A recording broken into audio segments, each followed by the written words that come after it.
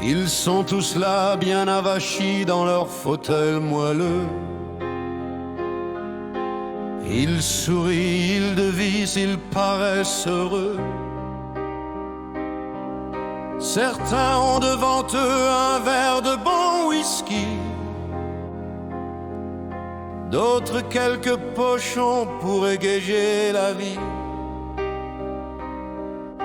La scène fait penser à une réunion avec quelques copains ou sans grande prétention. On va fêter la fin d'une vie de garçon. Pourtant ils sont tous là comme aux responsables d'États européens et c'est incontestable. Rien dans leur attitude ne laisse présager qu'ils peuvent en peu de temps nous faire basculer d'une vie de citoyen dans un pays paisible à celle d'un soldat dans une guerre horrible.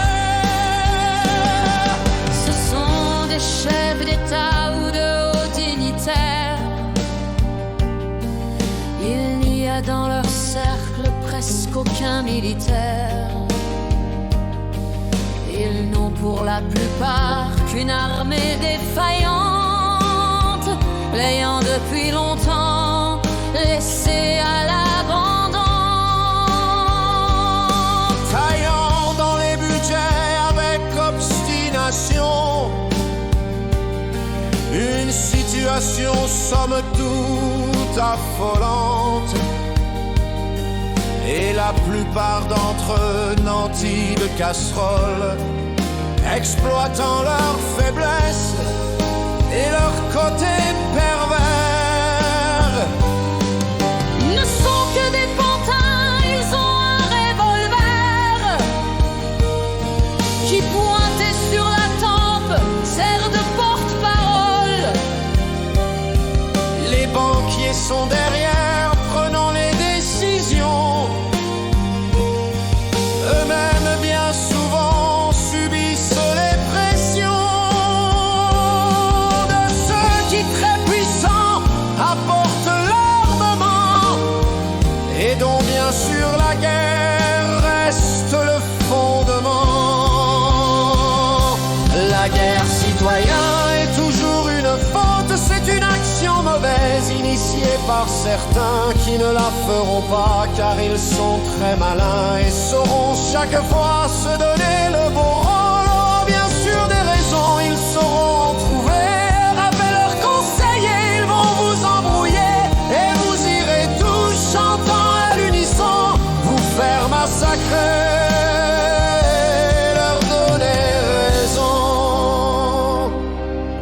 La guerre maintenant, il faut bien en parler, car depuis très longtemps on l'a presque oublié. Je parle de l'Europe, surtout celle de l'Ouest, car il y eut des massacres dans les pays de l'Est. Nous, il faut bien le dire, c'est assez difficile pour ceux qui chaque jour se lèvent à l'aurore et ne voient pas beaucoup s'améliorer leur sort. Au fil des ans sans bruit, une caste servile a permis que la France largement noyautée se laisse endormir sans jamais résister. Elle accepta ainsi, après avoir dit non, l'Union européenne détruisant la nation. Aujourd'hui, chaque jour davantage, il faut sur le métier remettre notre ouvrage et par les décisions créer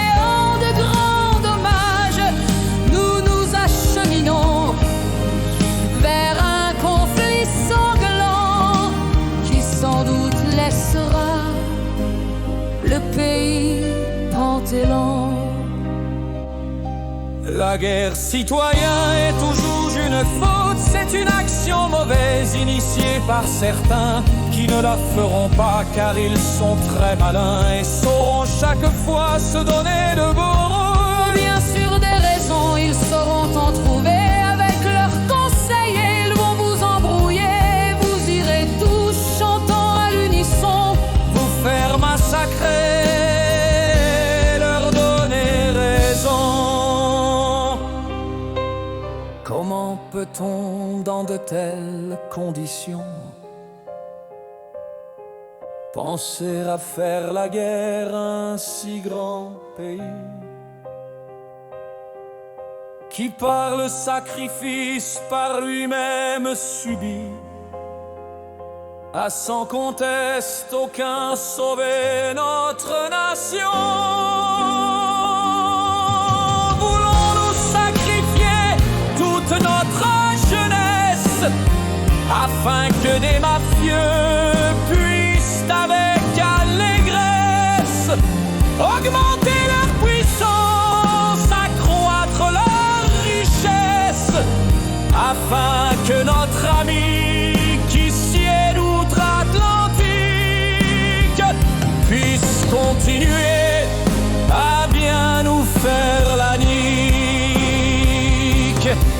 Ces hommes qui seront sur le front envoyés, savez-vous qu'en un jour ils seront massacrés? Cet autant chaque jour nous montre son délit, avec des généraux qui pensent pouvoir cueillir une victoire complète mais combien fantasmée sur la grande armée russe, si puissamment armée. France, ressaisis-toi, Montre que tu n'es pas morte et botte-leur le cul. Ce sont bien des cloportes avec des généraux qui pensent pouvoir cueillir une victoire complète mais combien fantasmée sur la grande armée russe, si puissamment armée.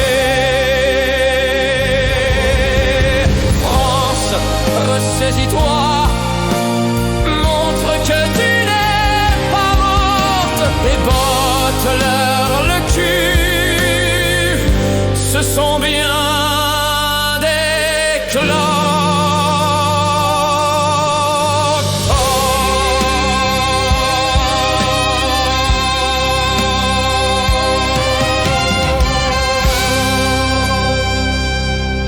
C'était un